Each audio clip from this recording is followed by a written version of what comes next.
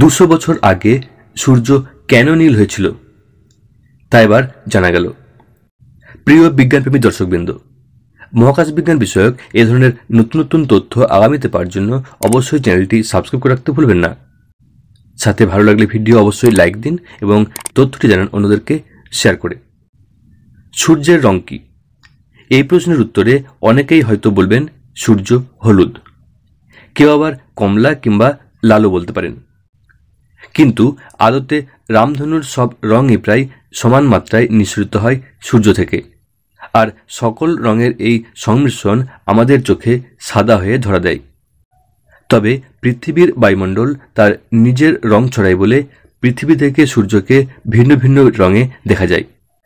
মহাকাশে এর বালাই নেই, তাই সেখানে সূর্য সদাই সাদা। কিন্তু আজ থেকে প্রায় 200 বছর আগে রহস্যজনকভাবে পৃথিবী থেকে সূর্যকে একবার নীল দেখা গেছে। কেন এমনটা হয়েছিল তার কারণ অবশেষে জানতে পারলেন বিজ্ঞানীরা। 1831 সালে বিশাল এক আগ্নেয়গিরির অগ্নুৎপাতের কারণেই পৃথিবীর বায়ুমণ্ডলে সূর্যকে নীল হতে দেখা গিয়েছিল। কিভাবে ঘটল এমনটা? আগ্নেয়গিরির অগ্নুৎপাতের কারণে বিশাল পরিমাণ সালফার ডাইঅক্সাইড পৃথিবীর বায়ুমণ্ডলে মিশে যায়। ফলে বিশ্বব্যাপী আবহাওয়া স্বাভাবিকের চেয়ে শীতল হয়ে পড়ে এবং সে বছর পৃথিবীর জলবায়ু বেশ অদ্ভুত আচরণ করে। জাভারিৎস্কি নামের এই আগ্নেয়গিরিটির অগ্নুৎপাত শুরু হয় জনবসতিহীন শিমুশির দ্বীপে, যেটি বর্তমানে জাপান ও রাশিয়ার মধ্যকার এক বিতর্কিত অঞ্চল। সম্প্রতি আমেরিকার proceedings of the national academy of science এর জার্নালে প্রকাশিত এক গবেষণা থেকে এই তথ্য জানা যায়।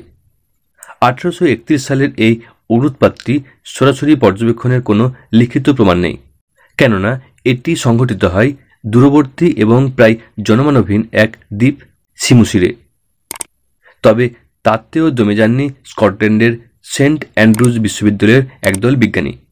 1831 সালের একখণ্ড আইস কোর বিশ্লেষণ করে তারা ঠিকই খুঁজে পেয়েছেন এই আগ্নেয়গিরির অগ্নুৎপাতের সত্যতা এবং এর প্রভাব সম্পর্কিত গুরুত্বপূর্ণ সব তথ্য।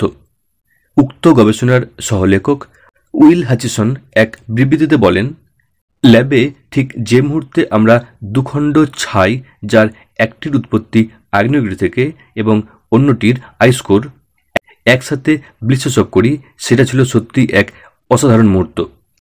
তিনি আরও বলেন যে খুব উচ্চ টেম্পোরাল রেজলিউশনে বরফের রসায়নটি বিশ্লেষণ করার মাধ্যমে তারা জানতে পারেন অগ্নুৎপাতটি সংঘটিত হয় 1831 সালের বসন্ত গ্রীষ্মকালে এবং এটি অত্যন্ত বিস্ফোরক ছিল।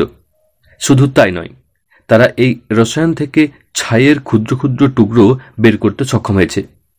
তবে 1831 সালের বিশাল এই আগ্নেয়গিরির অগ্নুৎপাত এবং সূর্যের উপর এর প্রভাব সম্পর্কিত রহস্যের উন্মোচন করতে সমর্থ হলেও হাচিসন মনে করেন এমন বড় আকারের অগ্নুৎপাত সম্পর্কে আগেভাগে অনুমান করার মতো যথেষ্ট প্রযুক্তিগত উন্নতি করা সম্ভব হয়নি এখনও।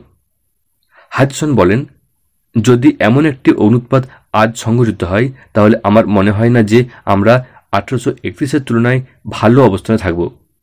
এতে এটাই প্রমাণিত হয় যে জলবায়ু পরিবর্তনকারী বড় ধরনের অগ্নুৎপাত কবে কোথায় সংঘটিত হতে পারে এ সম্পর্কে পূর্বানুমান করা বেশ কঠিন একটি কাজ।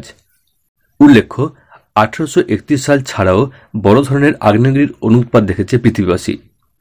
এই যেমন 1815 সালে ইন্দোনেশিয়ার মাউন্ট তম্বরর অগ্নুৎপাতের ঘটনায় পুরো 1 বছর গ্রীষ্মকাল দেখা যায় পৃথিবীব্যাপী।